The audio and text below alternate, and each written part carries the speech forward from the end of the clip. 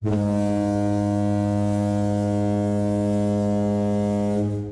there, part-timers. Once again, this is Anton from Anton Obey. Thank you guys for stopping by the collection room. Today we're taking a look at some cat and mouse comics. Now these are some that I had picked up recently. These are an Aircel book. They're one of the more straight-laced Aircel books I think I've probably ever read. Just discovered it, saw it on a list on eBay, and ended up buying the whole series. Didn't have to pay too much for it. I thought it was pretty cool. And when I showed the video, I actually got a comment from Roland Mann, the writer and plotter. And I just thought that was really cool. I was like, oh, I love it when the creators of some of these old obscure comics chime in. And it's pretty neat. Anyway, I wanted to give this book a look over. I had originally thought that I felt a lot of Ninja Turtle influence from this, especially during the time period since it's 1990. Or actually it might be earlier. I think it was 90, 88 or 90. This might be printed in 90, but it was probably made in 88. But he says, no, it was not a Ninja Turtle homage. It was more of a Daredevil homage or influenced. That said, I still feel a lot of Ninja Turtles in it. And maybe that's my own personal take on it. But you do have this weird mutant guy who is a veterinarian. And that's pretty much the extent of him. He is a mutant veterinarian. It explains kind of silly how he got his powers, which is...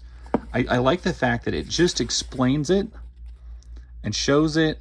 And like the whole backstory of why there's a creature, demon-looking veterinarian who fights crime in his off time.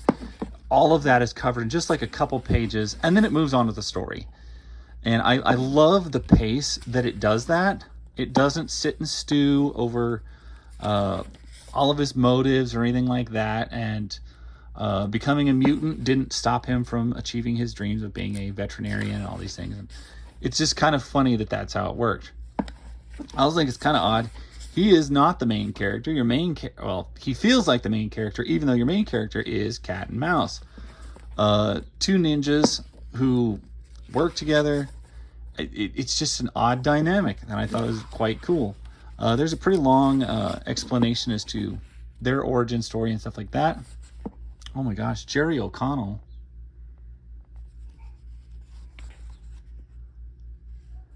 Jerry O'Connell. Anyway, like I was saying, the book does have a Ninja Turtle feel in the way that the scope of the combat, you are dealing with ninjas, you're dealing with a lot of rooftop fights, a couple mutants, and you're fighting other ninjas. You got people in disguise, like trench coats, this kind of thing. All of that feels very Ninja Turtle. But I'd say the main thing that felt Ninja Turtle to me, I mean, look at this panel. Tell me that looks like a Ninja Turtle panel. Is the scope of the universe. It feels, the pacing feels not too big or not too fast, and the universe doesn't feel too big. This feels like all of this pretty much could be taking place in the span of a couple blocks, and that has a nice close vibe to it. I've mentioned this also with series like Cloak and Dagger, where you've got the vastness of the Marvel universe, outer space, different countries, states, and existent planes of being.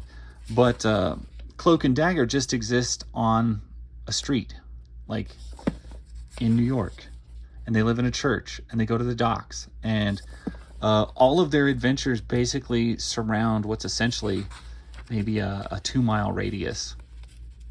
Just not that much change. The world there feels small and compact. And I'd say that this is how this stories tend to feel. It's not too big. It keeps it down to earth to some degree.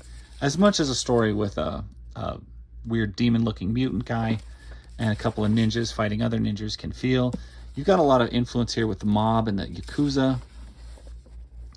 You're kind of playing them off of each other in the plot. Complete Uncut Guardians, the Malibu Hotline. So I did not know that there was a big relation between Aircel and Malibu. And apparently he submitted the books to Malibu, and Malibu published them. And I didn't know that they're tied together so much. There's a misshapen head there. I think we saw that on one other person, just a little bit high of a brow. The Demon Tail Man, he's got 3 tails, by the way. Or the Demon Mutant Man.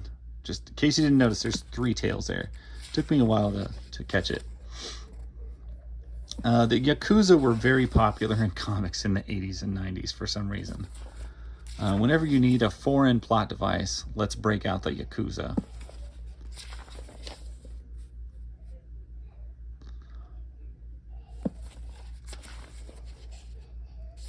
I don't know if you guys can hear it, but I can hear my son fussing in the other room, throwing on, carrying on. This fight, I think it's in this issue. It's kind of gruesome and sad.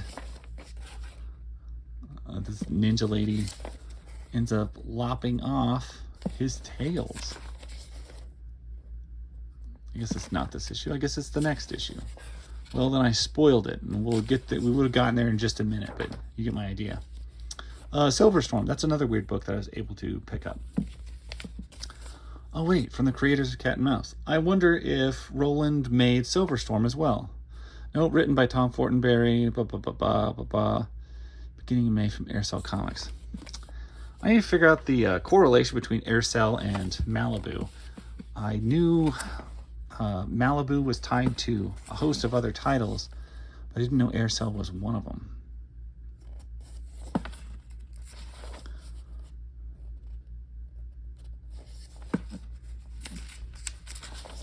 It's kind of wild that he's a veterinarian, is able to fight off this advanced ninja, Kunoichi.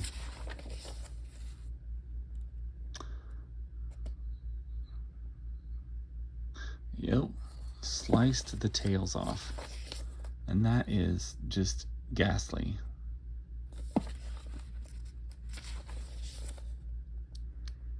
So, I mean, that is a pretty gruesome attack there. I mean, it's nothing like Faust or anything, but you get the idea. And then it's a pretty big blow to the main character. And I still feel like he is the main character.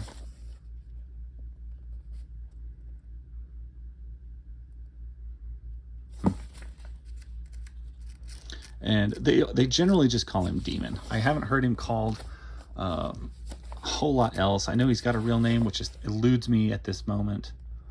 But mostly they just call him the Demon, or he calls himself that.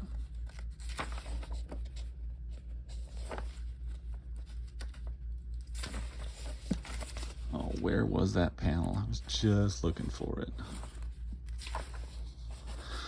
Yeah. So there, he's got 3 stubs.